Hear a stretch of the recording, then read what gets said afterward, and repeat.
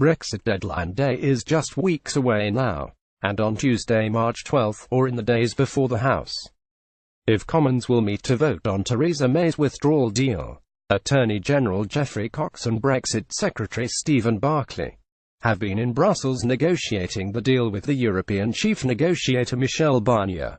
However, talks are no further forward, and European Commission's chief spokesman Margaritis Schinas stated, "No solution has been identified." Attorney General Geoffrey Cox has been in Brussels in recent days discussing the deal with European chief negotiator Michel Barnier, and France's Europe Minister Nathalie Loiseau has recommended Britain offer new proposals to end the impasse with Brussels. Ms. Loiseau warned the uncertainty which accompanies the UK's exit from the EU is causing concern for its neighbours.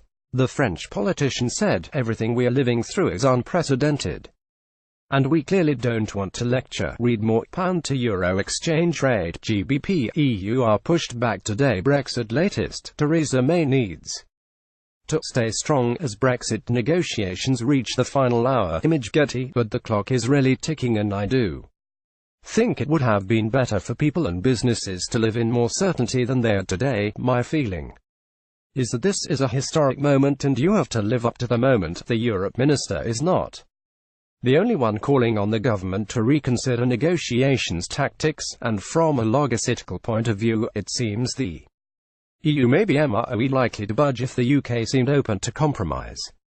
That's the view of Tony Hughes, CEO of Negotiation Specialists, Hathwaite International, but he added Theresa May must stand firm and hold face in front of the EU. Brexit latest. Attorney General Geoffrey Cox may have to change his negotiation strategy. Image Getty. In an exclusive interview with Express.co.uk, he said, "Mrs. May and Mr. Cox must remain strong, but should reconsider their approach for negotiations," the negotiations expert said, "to avoid a deadlock that forces the hand. The key is for Cox, May and indeed the EU to reconsider their approach for negotiations and head back to basics. This could be to reassess what both parties are looking to achieve when it comes to the backstop and what impact it will have on the island of Ireland should a mutually beneficial agreement not come into play, rather than creating an opportunity for conflict. May, Cox and the wider UK team need to open more opportunities to negotiate with careful and strategic techniques. Brexit latest. The House of Commons will vote on May's deal in days. Image.